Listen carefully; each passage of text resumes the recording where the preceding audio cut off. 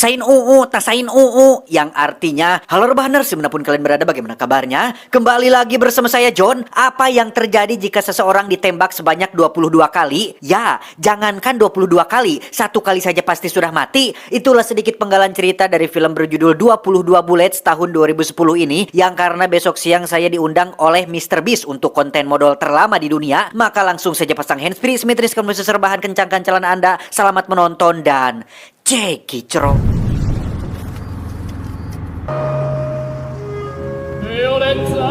Berlatar di kota Marseille di Prancis, kisah akan berfokus pada seorang pria tua bernama Charlie Mattei, seorang mantan mafia yang paling dan masih ditakuti di kotanya. Saat ini dia tengah jalan-jalan bersama anaknya yang paling kecil, yang karena si bungsu ingin menonton pertunjukan kambing berputar, Charlie pun menurunkannya dan memintanya untuk tunggu di sana, sementara dirinya akan pergi ke basement untuk memarkirkan mobil.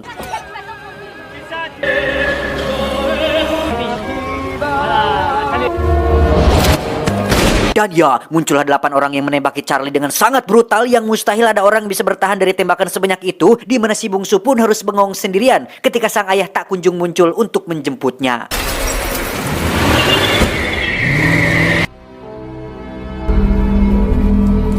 Insiden itu pun langsung mengemparkan semua orang di kota Marseille, tidak terkecuali bapak kepala polisi dan satu anggotanya bernama Marie Goldman. Ini orangnya yang ditunjuk langsung oleh pak kepala untuk mengusut kasus ini dan menemukan siapa pelaku penembakan tersebut. On a retrouvé les deux véhicules carbonisés à la sortie du Vieux-Port.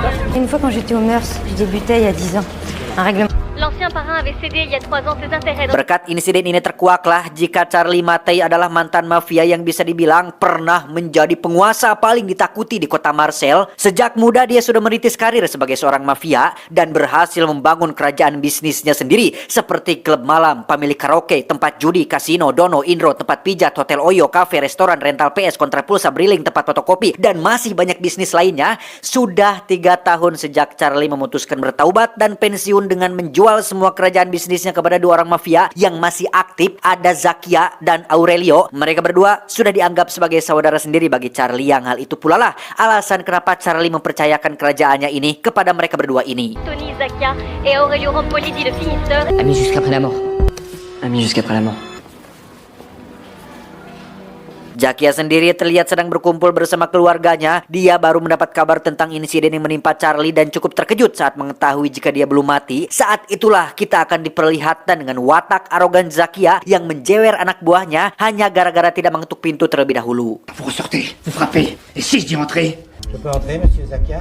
Sama seperti Zakia, Aurelio sang partner pun sama-sama kejamnya. Bahkan lebih kejam saat dia menembak anak buahnya sendiri setelah diketahui mencuri sedikit uang organisasi untuk biaya pengobatan ibunya. Jelas mereka berdua tak kenal ampun, tak ada toleransi dan tak tahu memaklumi, sehingga keduanya sudah sangat cocok sebagai partner bisnis. Charlie sendiri terlihat sedang terbaring di rumah sakit. Dia dijenguk oleh Mary yang dengan moncodolnya langsung menanyai Charlie yang baru siuman, yang pastinya kepala masih balideg, boro-boro menjawab pertanyaan, menahan luka bekas 22 butir peluru yang bersarang di tubuhnya saja sudah uyuhan. Si vous voulez que l'enquête avance, il va falloir nous aider. Non. Singkat cerita, malam pun tiba. Kita akan melihat seorang pria menyamar sebagai seorang dokter yang pastinya diutus untuk membunuh Charlie di rumah sakit. Namun jika bukan karena Mary yang memindahkannya ke tempat lain, Charlie mungkin sudah pasti mati kali ini.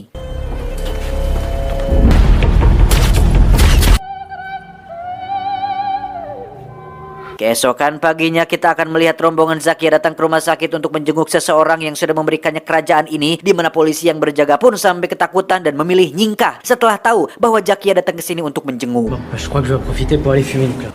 Dommage, elles sont belles ces fleurs. Je t'en fais ça, je te promets.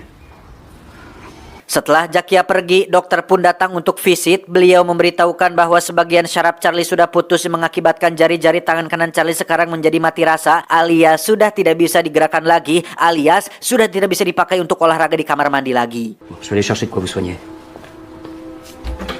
Tak lama, muncullah 2 mantan anak buah Charlie yang sudah sama-sama pensiun dari dunia mafia. Mereka membawa Charlie keluar dari rumah sakit untuk bertemu dengan seseorang yang mengetahui tentang siapa pelaku penembakan tersebut. Dia bernama, kita panggil saja Samsul, jongosnya si Zakia yang menceritakan tentang fakta sebenarnya yang terjadi, bahwa Zakia berencana mengembangkan bisnis baru, yakni jualan obat-obatan dan narkoba tepat di kota ini, yang pastinya Charlie akan sangat marah apabila mengetahui jika kota tempat tinggalnya tercemar oleh barang haram tersebut, yang karena Zakia terlalu takut, bahkan Samsul sendiri teramat sangat takut sampai terkencing-kencing di celana, maka Zakia memilih untuk membunuh Charlie dengan mengirim 8 anak buahnya untuk mengeksekusinya di tempat parkir. Dan mari saya perkenalkan Anda dengan 3 mantan anak buahnya yang sampai saat ini masih setia mengabdi. Ada Yuli, Martin, dan Karim. Mereka bertiga masih sangat setia, bahkan mengusulkan untuk memperpanjang masalah ini. Namun Charlie yang sudah ingin hidup damai pun memaafkan perbuatan Zakia, termasuk si Samsul yang diampuni nyawanya, dan melarang mereka bertiga untuk melakukan balas dendam. Habillez-le et déposez-le chez lui. Perintah adalah perintah. Charlie pun kembali pada keluarganya. Begitupun dengan 3 mantan anak buah setianya yang kembali pada kehidupan normal mereka masing-masing. Yang di sini kita akan berfokus dahulu pada salah satu anak buah Charlie, yaitu Karim, yang kebetulan adalah berlatar belakang keluarga Muslim. Dia dan keluarga terlihat hidup bahagia dan damai dengan kesederhanaannya, sampai muncul anak buah Zakia yang menculik dan membawanya ke suatu tempat. Tidak bersyukur, itulah kata yang pantas untuk si Samsul yang sudah untung nyawanya diampuni, sekarang malah menjadi dalang di balik penculikan ini. Namun karena Samsul terlalu banyak bicara, dia langsung ditembak oleh salah satu anak buah Zakia yang paling beringas, yaitu Pascal. Ini bebenguknya, di mana dia meminta sebilah pisau dan memotong tubuh Karim untuk diberikan kepada anjing-anjing kelaparan.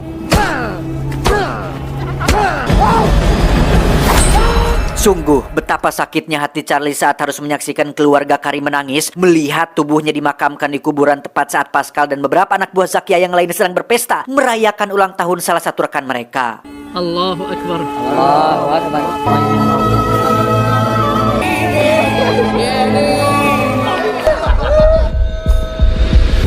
Dans le seau. Dis-moi ça. Dan ya, layaknya The Boogeyman, Charlie muncul dengan senyap tanpa suara dengan sebutir granat di lengan kanannya. Kedatangan Charlie ke sini bukan untuk membantai mereka semua, tetapi untuk memberikan peringatan sekaligus kesempatan untuk Pascal dan kawan-kawan bisa pulang dan bertemu dengan keluarga mereka masing-masing. Mereka diberikan waktu supaya bisa meratapi kesalahan, bisa merasakan cemasnya diburu seseorang, merasakan rasa takut akan kematian karena entah besok, lusa, seminggu, sebulan, atau setahun lagi Charlie akan muncul kembali untuk membunuh mereka satu persatu, dimulai dengan salah satu dari mereka yang memang tidak memiliki keluarga sama sekali. Bon anniversaire, Bastien. Keluarga Charlie sendiri sudah dipindahkan ke tempat aman bersama dengan Yuli yang akan menjadi pengawalnya. Sementara Charlie terus melanjutkan perburuannya dengan membunuh si Gondrong tepat saat dirinya sedang ziarah ke makam putranya, dan dengan sukarela menyerahkan diri untuk mati setelah menyadari fakta bahwa tidak pernah ada satu orang pun yang lolos dari seorang Charlie Mattei. Insiden ini tentu saja memancing perhatian Mary yang belum selesai membereskan kasus penembakan Charlie. Kini harus menghadapi kasus baru dengan kematian satu persatu anak buah Zakia, sehingga Mary memutuskan untuk menemui Zakia di kediamannya untuk mencari keterangan. Barangkali Zakia tahu siapa pelaku di balik kematian 2 anak buahnya. On a bien une petite idée comme souvent, mais la justice veut des preuves. Depuis qu'il s'est fait tirer dessus, il est devenu fou. Ça... Meski Zakia tahu bahwa Charlie lah pelakunya, dia mengaku tidak memiliki informasi apapun untuk diberikan, karena apabila dia mengatakan yang sebenarnya, tentulah Mary dan kepolisian akan menyelidiki lebih jauh yang justru akan kembali mengarah pada dirinya, sehingga satu-satunya cara untuk semua ini adalah dengan membunuh Charlie yang memang sedari awal sudah seharusnya mati. Zakia pun menugaskan satu anak buahnya untuk mengacak-acak rumah Charlie untuk memancing tempat persembunyiannya. Yang benar saja, Martin pun langsung pergi menemui Charlie saat mengetahui jika rumahnya sudah diacak-acak, tanpa sadar jika dirinya sedang diikuti oleh pasukannya Zakia. Sehingga apa mau dikata, mereka pun langsung membarbir tempat persembunyiannya.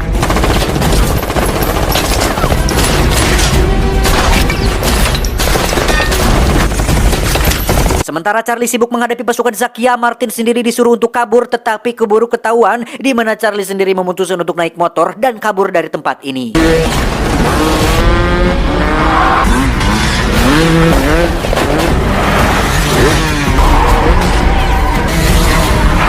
Dengan sengaja Charlie menjatuhkan dirinya tepat di hadapan para polisi supaya pasukan Zakia tidak bisa menyerangnya. Sementara untuk Martin, dia harus dimeat langsung oleh Zakia mengatakan agar lain kali katakan apapun yang diketahuinya, sehingga akhirnya diketahui bahwa Martin, satu dari 3 anak buah setia Charlie, lebih memihak kepada Zakia dan ada keterlibatan dalam aksi penembakan di adegan awal tadi. Embrasse le type de ma part. Je laisse régler.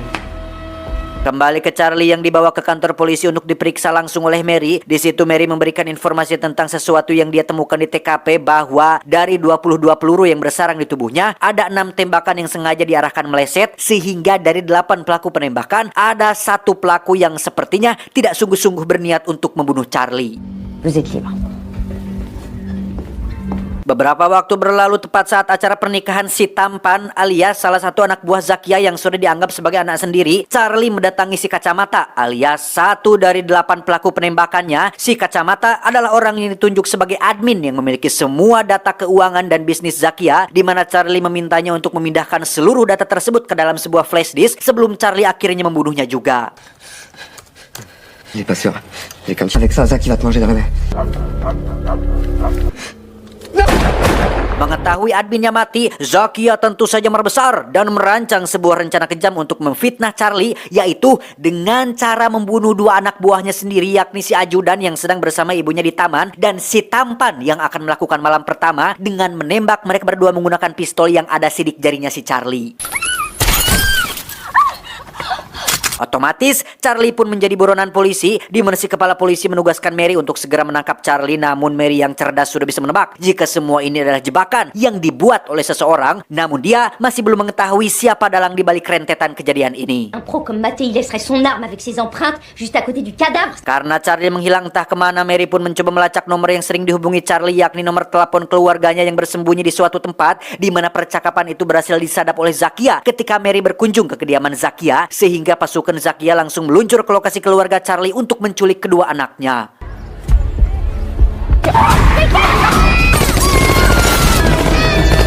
Yuli pun harus mati dalam kejadian itu, sementara anak sulungnya ditemukan babak belur di pinggir jalan dan sengaja dilepaskan untuk sebagai pembawa pesan bahwa apabila Charlie tidak segera menyerahkan diri kepada Zakia, mereka akan membunuh si bungsu. Qui est la tueuse?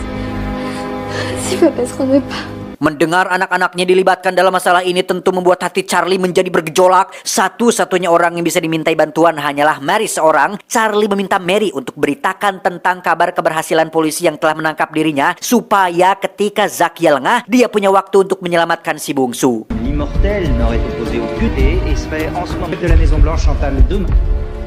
Dan ya, Zakia pun menganggap jika berita itu adalah benar, tidak terkecuali si bapak kepala polisi yang juga ikut mempertanyakan apa maksud Mary melakukan hal ini. Bukannya melepaskan si bungsu, Zakia justru malah menyuruh anak buahnya untuk membunuh si bungsu yang seorang anak kecil yang tak berdosa, sekaligus membantai partnernya sendiri, yaitu Aurelio, karena sifat serakahnya yang ingin menguasai kota Marseille sendirian.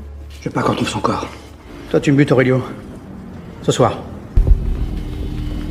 Tepat saat Charlie mengendarai motor Enemek, Pascal terlihat sudah sampai di tempat si bungsu disekap dan menyuruh anak buahnya yang bernama Ikui untuk membunuh si bungsu. Namun Ikui nampaknya jauh lebih baik dan jauh lebih manusiawi dibandingkan si Pascal ketika dia memilih untuk menyelamatkan si bungsu dengan melawan perintahnya, sehingga Ikui harus tewas di tangan si Pascal. Bouge le cul, je te crève.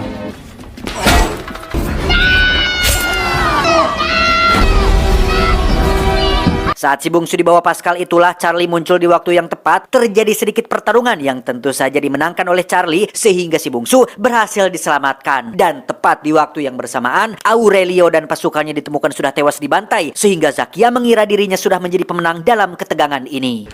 On a trouvé ça dans la poche d'Orion. Je vais me rendre. Il m'a beaucoup aidé.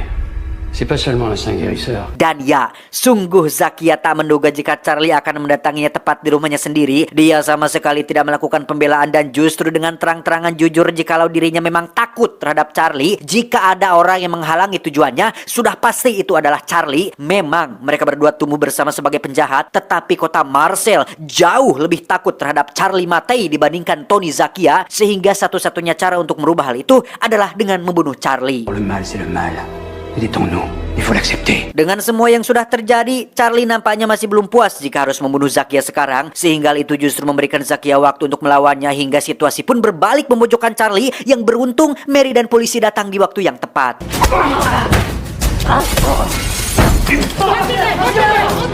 Keberhasilan Mary mengungkap kasus ini pun cukup membuat si bapak kepala polisi merasa sangat senang. Dia rupanya tidak jauh beda dengan Zakia yang memiliki sifat serakah, ingin membuat dirinya merasa hebat di depan bapak Perdana Menteri dengan meminta Mary untuk berpura-pura seolah bapak kepala polisi lah yang menangani langsung kasus ini, sehingga Mary memberinya 1 kali tamparan sebagai bentuk self reward atas semua yang sudah dilakukannya.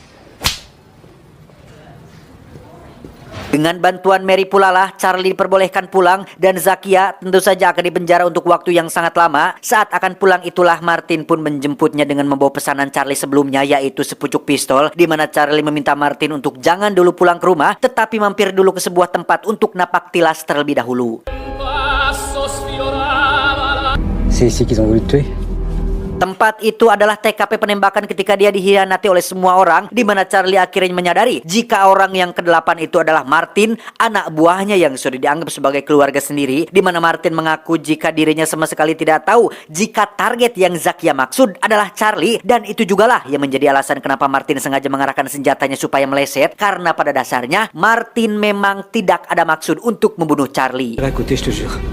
Je sais. Bukan manusia jika tidak bisa memaafkan, Charlie menunjukkan satu kebaikan hatinya ketika dia memberi Martin kesempatan untuk hidup, dan semoga setelah ini Martin tidak seperti si Samsul yang tidak tahu arti rasa bersyukur, sudah dimaafkan malah menikam dari belakang. Film pun diakhiri dengan Charlie yang sedang bermain bersama keluarganya tepat di pesisir pantai, yang mana tiba-tiba terjadi gempa yang sangat hebat disusul dengan tsunami yang menewaskan Charlie dan keluarganya. Tamat, ending yang cukup membagongkan. Banyak pesan bisa kita ambil dari film ini seperti persaudaraan, pertaubatan, kejahatan, keserakahan, kekuasaan, keuangan, kedisiplinan, kesempurnaan, dan lain sebagainya. Sehingga alangkah baiknya jika Anda ingin bertaubat dari suatu keburukan, mulailah dengan menghindari lingkungan yang menjadi sumber keburukan tersebut. Saya John mewakili direksi yang bertugas mengucapkan terima kasih dan sampai jumpa di video selanjutnya. Adios, kancing emas menantu Firaun. Cuau, cuau.